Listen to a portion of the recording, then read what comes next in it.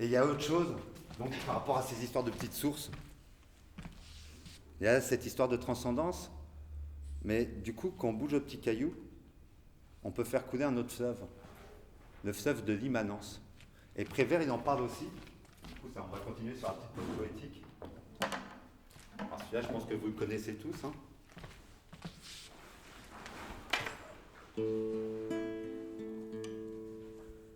Notre Père qui es aux cieux, restez-y, et nous resterons sur la terre, qui est quelquefois si jolie, avec ses mystères de New York et ses mystères de Paris, qui valent bien celui de la Trinité.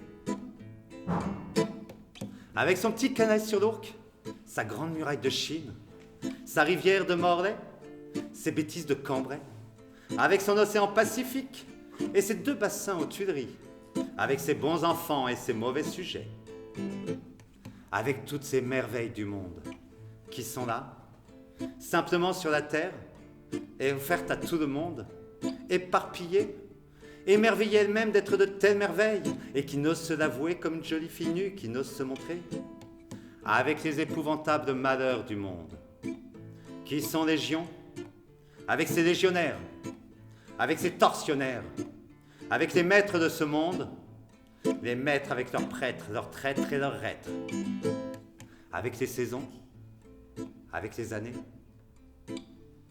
avec les jolies filles, puis avec les vieux cons,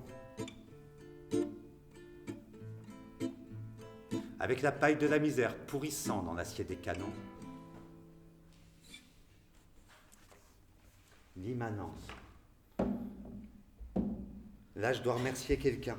Parce que un jour donc, par hasard, sur le chemin de la destinée, j'ai fini par comprendre que j'étais peut-être pas tellement dispersé que ça dans mes affections littéraires, dans mon amour pour Brassens, l'anarcho-syndicalisme, les cultures sioux, sahraouis, Prévert, Jean Giono, qui en fait, il y avait une logique. Giono, c'était un amour d'adolescent, j'ai lu à 17 ans, ça faisait longtemps, j'étais pas passé par les sioux, les Grecs, Einstein, machin et bidule. Du coup, j'ai replongé dans Giono. Et donc, je la remercie, parce que c'est grâce à elle que j'ai compris.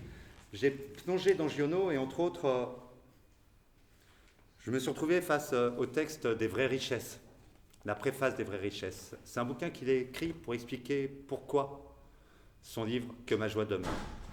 Et en fait, Giono, il a vu la crise de 1929. Et à ce propos, il dit « Les hommes ont créé une planète nouvelle, la planète de la misère et du malheur des corps. Ils ont déserté la terre. Ils ne veulent plus ni fruits, ni blé, ni liberté, ni joie. Ils ne veulent plus que ce qu'ils inventent et fabriquent eux-mêmes. Ils ont des morceaux de papier qu'ils appellent argent. Pour avoir un plus grand nombre de ces morceaux de papier, ils décident subitement de faire abattre et d'enterrer 160 000 vaches parmi les plus fortes laitières. Ils décident d'arracher la vigne, car si on ne l'arrachait pas, le vin serait trop bon marché, c'est-à-dire ne pourrait plus produire des morceaux de papier en assez grand nombre. À choisir entre les morceaux de papier et le vin, ils choisissent ces morceaux de papier. Ils brûlent le café, ils brûlent le lin, ils brûlent le chanvre, ils brûlent le coton. Ce coton étant trop, car s'il continuait à exister, le prix du coton baisserait. Et nous, les producteurs de coton, nous aurions un peu moins de petits morceaux de papier. Quand les récoltes sont abondantes, on se lamente.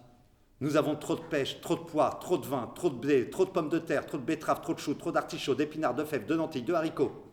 La terre qui continue ses anciennes gloires, épaissit-elle la semence des animaux? Nous avons trop de vaches, trop de bœufs, trop de porcs, trop de moutons, trop de chevaux, trop de chèvres.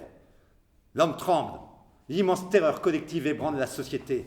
Nos morceaux de papier, nos morceaux de papier. Gouvernement, ministres, députés, rois, empereurs, loi humaine au secours. Nous avons trop de tout. Vite, mettons le feu aux champs. Éreintons le verger à coups de hache. Tuons les vaches, les porcs, les moutons pendant la nuit à coups de couteau dans le ventre, à coups de serpe sur la tête, fauchant à la fois les pattes grêles des animaux. Et si ça va pas assez vite, canon, canon, canon. Que la rareté revienne, que la terre soit un désert, pour que je puisse vendre très cher ce petit mouton solitaire, cette petite pêche à peine 2 bouchées. Vous avez faim?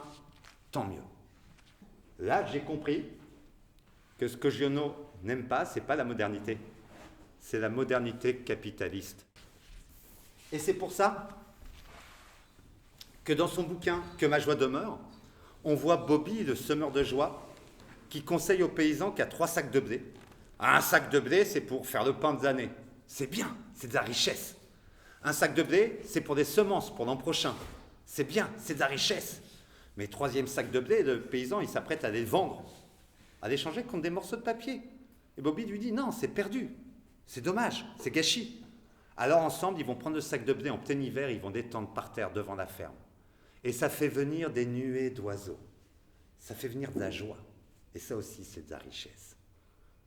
Dans Giono, et ça va avec son refus du capitalisme, il n'y a aucune transcendance. Giono est toute immanence. Il n'y a aucune vérité supérieure. On ne découpe pas le monde entre supérieur et inférieur. On est le monde. Et la seule vérité est à l'intérieur de chacun d'entre nous, de chaque arbre, de chaque caillou.